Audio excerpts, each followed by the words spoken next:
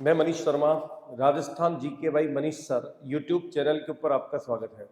देखो, अपन ने पिछली क्लास के अंदर देख लिया था कि राजस्थान के अंदर जो किसान आंदोलन उनकी प्रमुख घटनाओं के बारे में अपन ने अध्ययन करा था और प्रमुख घटनाओं के अंदर बिजोलिया के बारे में पढ़ लिया था, बेगू किसान आंदोलन के बारे में पढ़ लिया था, जाट किसान आंदोलन के बारे में पढ़ लिया था, अलवर किसान आंदोलन, नीमूचना किसान आंदोलन के अंदर अपन ने अध्ययन कर लिया था, बूंदी किसान आंदोलन के अंदर दाबी हत्याकांड के बारे में, मेव किसान आंदोलन के बारे में अध्ययन करवा दिया था मैंने आपको, और एक आपके मारवाड़ किसान आंदोलन के अंदर डाबरा और एक आपके चंद्रावल कांड के बारे में अध्ययन कर लिया था।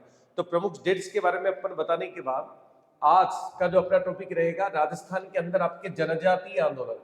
तो जनजातीय आंदोलन के अंदर से भी एक क्वेश्चन आने की पूरी संभावना रहती है। तो देखो, बात करते हैं, एक तो अपन भील आंदोलन के बारे में अपन अध्ययन करेंगे, एक आपके एकी आंदोलन, एक आपके मीणा आंदोलन और एक अपन बात करेंगे आपके लसाड़ी आंदोलन। ठीक है, तो चर्चा करते हैं। सबसे पहले शुरुआत करेंगे अपन आपके भील आंदोलन। देखो, भील आंदोलन की बात करें तो भील आंदोलन के जो प्रणेता माने जाते हैं वो किसको माना जाता है? आपके गोविंद गिरी को माना जाता है। और गोविंद गिरी के सहयोगी के बारे में भी एग्जाम के अंदर क्वेश्चन पूछा गया है। और गोविंद गिरी का जन्म डूंगरपुर के बाशिया गांव के अंदर एक बंजारा परिवार में हुआ है। तो क्वेश्चन तो आपसे यह भी पूछा गया है कि गोविंद गिरी का जन्म कौन से परिवार के अंदर हुआ? बंजारा परिवार के अंदर हुआ। और जो गोविंद गिरी है, इन्होंने अपना जो राजनीतिक जीवन प्रारंभ किया था, एक तो बराड़ राजकीय शुल्क और एक आपके डाकन प्रथा के विरोध में अपना जीवन प्रारंभ किया। और इन्होंने 1883 के अंदर संप सभा का गठन किया था। तो एक बार थोड़ा सा अपन अध्ययन कर लेते हैं पूरा भील आंदोलन के बारे में। देखो, भील आंदोलन के जो प्रणेता है, भील आंदोलन के प्रणेता कौन हो जाएंगे? भील आंदोलन को अपन भगत आंदोलन के नाम से भी जानते हैं। और भील आंदोलन के प्रणेता कौन है? गोविंद गिरी। और गोविंद गिरी के जो सहयोगी थे वो थे आपके सुरजी भगत और एक आपके पूंजा धीरिया। और गोविंद गिरी के जो गुरु थे उनका नाम था साधुराज गिरी। और गोविंद गिरी है ये आपके दशनामी संप्रदाय से दीक्षित थे। अगर आपसे क्वेश्चन पूछा जाए कि गोविंद गिरी कौन से संप्रदाय से दीक्षित थे, तो गोविंद गिरी दशनामी संप्रदाय से दीक्षित थे। और गोविंद गिरी का जन्म हुआ था डूंगरपुर के बाशिया गांव के अंदर और ये बंजारा परिवार से संबंधित थे। अच्छा, इन्होंने अपना जो राजनीतिक जीवन प्रारंभ किया, एक तो बराड़ और राजकीय शुल्क के विरोध के अंदर प्रारंभ किया था। और इनके द्वारा 1883 के अंदर डिस्ट्रिक्ट ऑफ सिरोही के अंदर इनके द्वारा आपके संप सभा का गठन किया गया। अर्थात भीलों में जनजागृति लाने के लिए इनके द्वारा संप सभा का गठन किया गया था। और याद रखना, संप सभा का जो शाब्दिक अर्थ होता है वो होता है आपसी एकता और एक आपके भाईचारे की भावना। और इस संप सभा के द्वारा अपने अनुयायियों को टोटल 10 नियम दिए गए थे। कितने नियम दिए गए? 10 नियम दिए गए। इसके बाद में हम बात करेंगे कि संप सभा का गठन तो 1883 में हो गया, लेकिन संप सभा का प्रथम अधिवेशन 1903 में बांसवाड़ा की मानगढ़ पहाड़ी पर आयोजित किया गया। और द्वितीय अधिवेशन 1913 में 17 नवंबर 1913 के अंदर बांसवाड़ा की मानगढ़ पहाड़ी पर आयोजित हुआ, जिसको अपन कहते हैं मानगढ़ हत्याकांड। तो बात कर लेते हैं। देखो, संप सभा का प्रथम अधिवेशन 1903 के अंदर हुआ था, वही बांसवाड़ा की मानगढ़ पहाड़ी पर आयोजित हुआ। लेकिन द्वितीय अधिवेशन से पूर्व क्या हुआ? भीलों के द्वारा एक गुल मोहम्मद नामक सैनिक की क्या कर दी गई थी? हत्या कर दी गई थी। और जब द्वितीय अधिवेशन का आयोजन 1913 में हुआ था और 17 नवंबर 1913 में हुआ, और इसी को अपन क्या कहते हैं बच्चों? मानगढ़ धाम हत्याकांड कहते हैं। तो द्वितीय अधिवेशन का आयोजन वही आपके मानगढ़ पहाड़ी के ऊपर आयोजित हुआ, डूंगरपुर के अंदर आपके मानगढ़ पहाड़ी पर आयोजित हुआ था। ठीक है, और यहाँ पर शांतिपूर्ण अधिवेशन का जब आयोजन किया जा रहा था, भीलों का शांतिपूर्ण अधिवेशन का जब आयोजन किया जा रहा था, उस समय मेजर डेनी के आदेश पर, जो अंग्रेज अधिकारी था उसका नाम क्या था? मेजर डेनी। और मेजर डेनी के आदेश पर मेवाड़ भील कोर के सैनिकों के द्वारा इन्हें चारों मानगढ़ पहाड़ी को चारों तरफ से घेर कर क्या चलवा दी गई? गोलियां चलवा दी गई। और इसके अंदर लगभग आपके 1500 भील मारे गए। इस कारण से याद रखना, ये जो भील आंदोलन है, इस भील आंदोलन को भारत का तो द्वितीय लेकिन राजस्थान का प्रथम जलियांवाला बाग हत्याकांड कहा जाता है। इसके अंदर आपके 1500 भील मारे गए। तो भारत का तो दूसरा, भाई पहला तो जलियांवाला बाग हत्याकांड है, तो भारत का तो दूसरा, लेकिन राजस्थान का कौन से नंबर का है? ये प्रथम जलियांवाला बाग हत्याकांड कहा जाता है। और इसके अंदर 1500 भील मारे गए। गोविंद गिरी को गिरफ्तार कर लिया गया और उनको गिरफ्तार करके कौन सी जेल में डाल दिया गया? अहमदाबाद जेल में डाल दिया गया। और उनको 10 वर्ष की क्या हुई? सजा हुई थी। लेकिन अगर आपसे क्वेश्चन पूछ लिया जाए कि महात्मा गांधी के द्वारा द्वितीय जलियांवाला बाग हत्याकांड या दोहरी डायर नीति किसको कहा गया, तो फिर आपका आंसर हो जाएगा नीमूचना हत्याकांड। ठीक है, और अगर महात्मा गांधी का स्टेटमेंट नहीं पूछे और डायरेक्ट पूछे कि राजस्थान का प्रथम जलियांवाला बाग हत्याकांड किसे कहते हैं, तो भील आंदोलन, जिसको भगत आंदोलन के नाम से भी जानते हैं। एग्जाम में क्वेश्चन पूछा गया है कि गोविंदगिरी ने अपना अंतिम समय कहां पर व्यतीत किया, तो कंबोई स्थान जो कि कहां है, गुजरात के अंदर।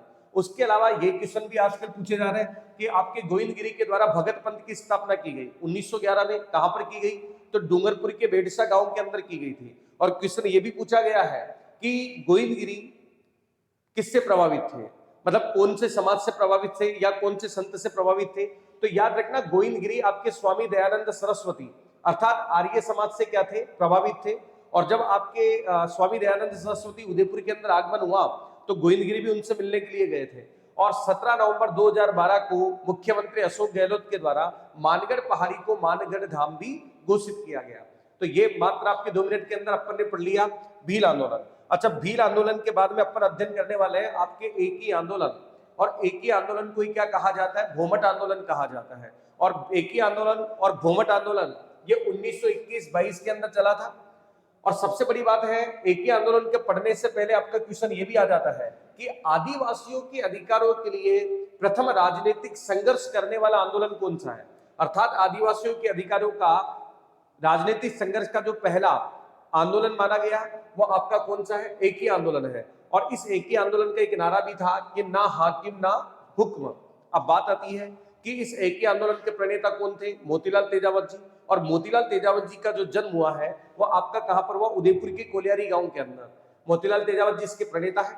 और तेजावत जी ओसवाल जाति के थे, ध्यान रखना, ओसवाल जाति के थे। और ये मेवाड़ के अंदर झाड़ोल ठिकाने के क्या थे, कर्मचारी थे। और इन मोतीलाल तेजावत जी को भीलों का मसीहा कहा जाता है और आदिवासी इनको बाबूजी भी बोलते थे और इनको मेवाड़ का गांधी कहा जाता है। इसके अलावा मोतीलाल तेजावत जी के द्वारा भीलों की सामाजिक स्थिति सुधार के लिए वनवासी संघ की स्थापना की गई थी।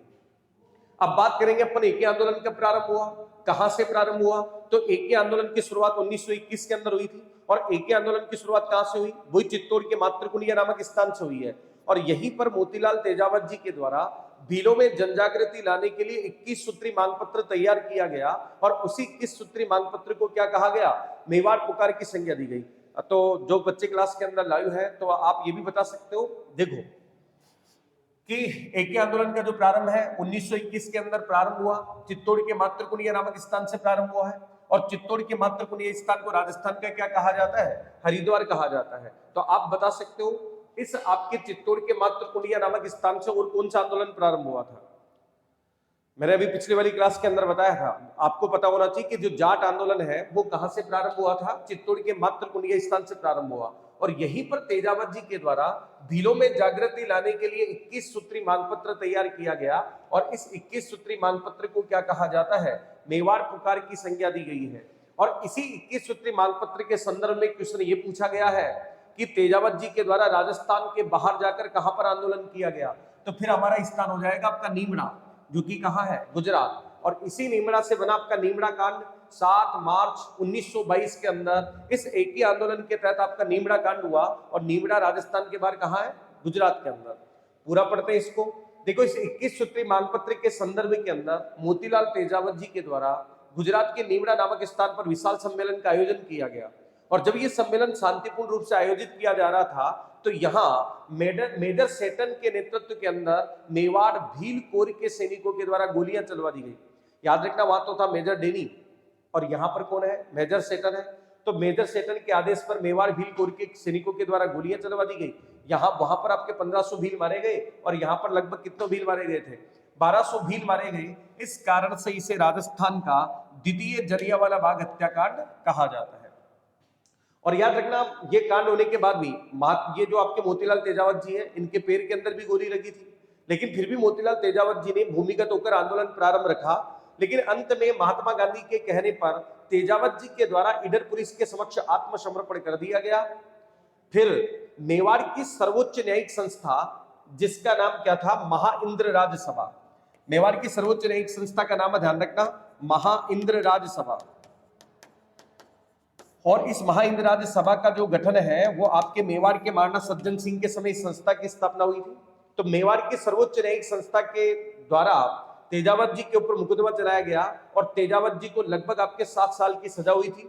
और तेजावत जी को उदयपुर की सेंट्रल जेल के अंदर बंदी बना दिया गया। और अंत में माणिलाल कोठारी जो कि महात्मा गांधी के सहयोगी थे, मणिलाल कोठारी के हस्तक्षेप से 1936 के अंदर इनको क्या कर दिया गया, रिहा कर दिया गया। तो ये हमारे पास में आंदोलन हो गया है, कौन सा, एक ही आंदोलन। और एक ही आंदोलन के बाद में इंपोर्टेंट है हमारे पास में बच्चों मीना आंदोलन। तो याद रखना मीना आंदोलन जयपुर रियासत के अंदर चलाया गया था। इसके अंदर सारी डेट आपको याद रखनी है। सबसे पहले भारत सरकार के द्वारा मीना या जनजातीय अपराधों को रोकने के लिए 1924 के अंदर क्रिमिनल ट्राइब्स एक्ट पारित किया गया भारत सरकार के द्वारा। इसके बाद में हम बात करें 1925 के अंदर, 1925 में आपराधिक जनजाति अधिनियम पारित किया गया और इस अधिनियम के अंदर मीणा जाति को भी शामिल किया गया। और इसके बाद में जयपुर रियासत के द्वारा, याद रखना, जयपुर रियासत के द्वारा 1930 में जयराम पेशा कानून बना दिया गया मीणाओं के लिए। अच्छा, इस जयराम पेशा इतना खतरनाक था कि मीणा जनजाति के जो स्त्री और पुरुष थे जो 12 वर्ष से अधिक थे, इनको प्रतिदिन थाने में जाकर आपकी उपस्थिति देनी होती थी कि मैं घर के ऊपर था, मैंने चोरी नहीं की। तो ये इस कानून के विरोध के अंदर मीणा जनजाति के द्वारा क्या किया गया, आंदोलन किया गया। तो इसी के तहत देखो मीणा, ये जो जयराम पेशा कानून है, इसके विरोध के अंदर कुछ समितियां बनी। तो ये आपको याद रखना है। 1930 में मीणा सुधार समिति का गठन किया गया। 1933, ये तो एग्जाम के लिए इंपोर्टेंट है, 1933 में मीणा क्षेत्रीय महासभा का गठन किया गया। और जैन मुनि मगन सागर की अध्यक्षता में 1944 में नीम का थाना, जो पहले सीकर में था, कुछ डिस्ट्रिक्ट बन चुका है। तो 1944 में जैन मुनि मगन सागर की अध्यक्षता में मीणाओं के द्वारा विशाल सम्मेलन का आयोजन किया गया। और इसी सम्मेलन के अंदर पंडित बंशीधर की अध्यक्षता में 1944 के अंदर जयपुर राज्य मीणा सुधार समिति का क्या कर दिया गया, गठन किया गया। और इसके बाद के अंदर 28 अक्टूबर 1946 के अंदर शाहपुरा के अंदर मीणाओं के द्वारा विशाल सम्मेलन का आयोजन किया गया। और इसी डेट्स को मुक्ति दिवस के रूप में भी मनाया जाता है। विशाल सम्मेलन का आयोजन हुआ था। तो मुक्ति दिवस कौन से आंदोलन से संबंधित है, कब मनाया गया? जैसे अपन पिछली क्लास के अंदर पढ़े थे, शेखावाटी क्लास के अंदर, कि आपकी सीकर दिवस मनाया गया। तो वैसे ही आपको डेट याद रखनी है, 28 अक्टूबर 1946 को मुक्ति दिवस मनाया गया। और 1952 के अंदर जयराम पेशा कानून को क्या कर दिया गया, रद्द कर दिया गया। तो दो डेट आपको याद रखनी है कि जयराम पेशा कानून लागू कब हुआ और जयराम पेशा कानून को समाप्त कब किया गया। तो ये हमारे पास में मीणा आंदोलन हो गया है। मीणा आंदोलन के बाद में एक छोटा सा आंदोलन जो एग्जाम में पूछ लिया जाता है, लसारी आंदोलन। देखो, लसारी आंदोलन आपके डूंगरपुर बांसवाड़ा के अंदर चलाया गया, मेन आपका डूंगरपुर के अंदर। और इसके प्रणेता कौन थे? संत माओ जी। संत माओ जी का जन्म आपके डूंगरपुर के साबला गांव में हुआ। और आप सबको पता है, इन्होंने वेदेश्वर धाम की स्थापना की। और भगवान विष्णु का 10वां अवतार, निष्कलंकी अवतार भी, निष्कलंकी अवतार भी इनको माना जाता है। निष्कलंकी अवतार इनको माना जाता है। और इनके द्वारा ही आपके वेदेश्वर धाम की स्थापना की गई थी। और याद रखना, संत माओ जी का जो ग्रंथ है उसका नाम क्या, आपका चोपड़ा। और इसकी भाषा कौन सी हो जाएगी, वागड़ी। और ऐसा माना जाता है इस ग्रंथ के अंदर तृतीय विश्व युद्ध की घोषणा की गई है। तृतीय विश्व युद्ध की क्या की गई है, घोषणा की गई है। और भगवान विष्णु का 10वां अवतार इनको माना जाता है। ठीक है, तो देखो अपन ने पिछली वाली क्लास के अंदर जितने भी आपके किसान आंदोलन थे उनकी प्रमुख डेट्स अपन ने देख ली है। और इसके बाद में जो आपके जनजातीय आंदोलन अपन ने देख लिए। इसके बाद में जो भी आपके प्रजामंडल आंदोलन, एकीकरण के संबंधित जो भी क्वेश्चन बनेंगे वो आपको नेक्स्ट क्लास के अंदर मिलते जाएंगे। ठीक है, तो जो भी बच्चे क्लास के अंदर जुड़ रहे हैं, इस चैनल को थोड़ा सब्सक्राइब करो, राजस्थान जीके भाई मनीष सर। ठीक है, बहुत बहुत धन्यवाद।